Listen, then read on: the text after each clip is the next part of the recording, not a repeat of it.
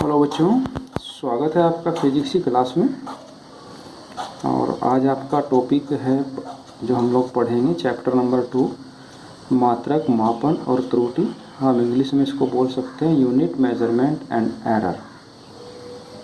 तो चूँकि आपकी ये फिजिक्स की स्टार्टिंग क्लास है, पहली क्लास है, तो आपका बहुत भारी भरकम सिलेबस यहाँ पर नहीं होता है।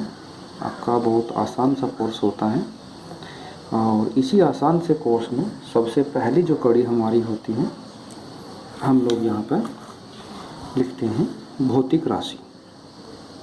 मैं इंग्लिश और हिंदी दोनों की बात आपको बताऊंगा। भौतिक राशियाँ, और इंग्लिश में कहते हैं फिजिकल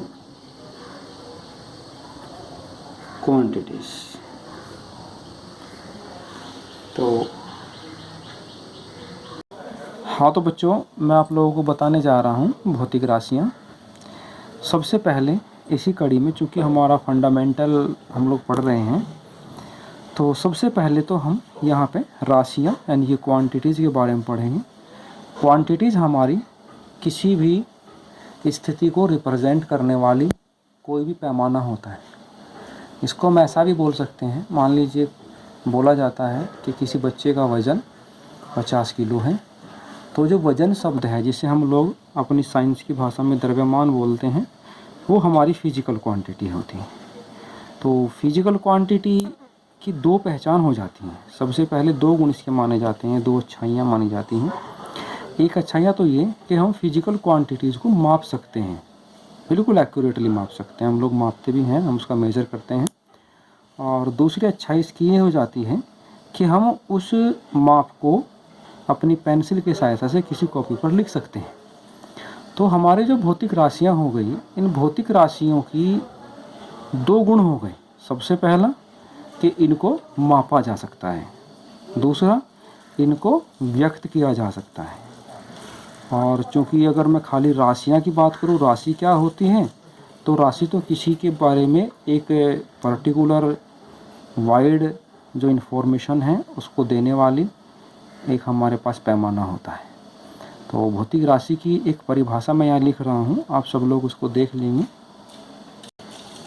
हाँ, तो मैं लिख रहा हूँ कि वे राशियाँ जिनका एक निश्चित परिमाण होता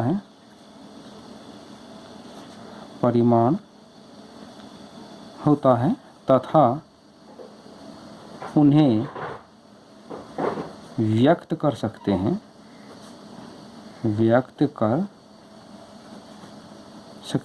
भौतिक राशियाँ कहलाती हैं। भौतिक राशियाँ कहलाती हैं।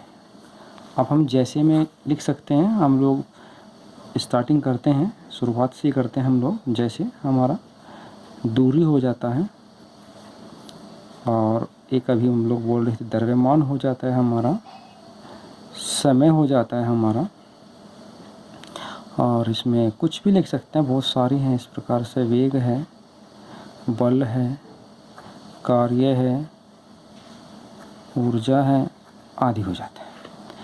अब हमारे जो बच्चे इंग्लिश मीडियम के हैं उनके लिए मैं इसी परिभाषा को इंग्लिश में कन्वर्ट कर रहा हूँ। आपको सेम इंग्लिश में लिख देना है, आप देखते रहिए।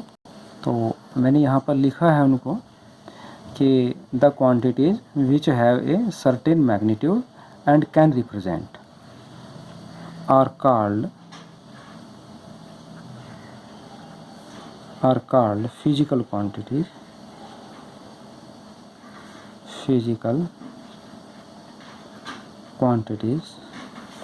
एग्जाम्पल ग्रेशिया, हमारा ऊपर की हम लोग इनको ट्रांसलेट कर लेते हैं एज लाइक हमारा डिस्टेंस हो गया, हमारा टाइम हो गया, और वेलोसिटी हो गया भैया,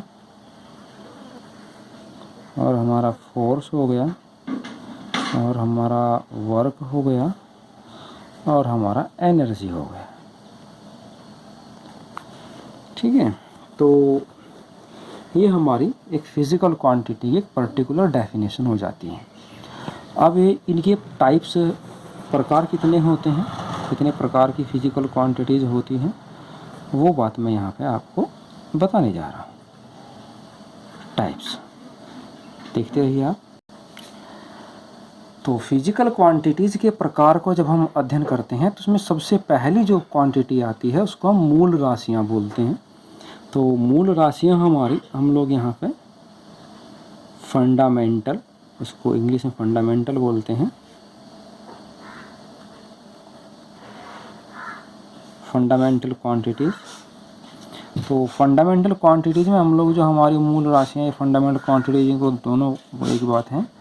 तो मूल राशियाँ हमारी कौन सी राशियाँ होती हैं? तो देखो, जैसे हमारा ये शब्द यहाँ पर लिखा है, हिंदी में हम लोग पढ़ते हैं मूल। मूल बोलते हैं हम लोग जिसमें कोई मिलावट ना हो, या जड़ को बोल देते हैं मूल हमारा। तो मतलब जहाँ से स्टार्टिंग होनी होती है। तो मूल का मतलब ये होता है कि हमारा ऐसी राशियाँ हो जाएंगी, मूल राशियाँ, जो किसी दूसरी राशि से मिलकर नहीं बनती, अपने आप में स्वतंत्र होती हैं। तो उनको हम लोग मूल राशियाँ बोलते हैं। मैं अभी यहाँ लिख रहा हूँ, आप देखते रहिए। हाँ, तो बच्चों मैंने यहाँ हिंदी में लिखी है सबसे पहले कि वे भौतिक राशियाँ जो पूर्णतः स्वतंत्र होती हैं और किसी अन्य राशि से मिलकर नहीं बनी होती, वे मूल राशियाँ कहलाती हैं। तो इसमें हम लोग ये कितनी होती हैं मैं यहाँ लिख रहा हूँ, आप देखते रहिए।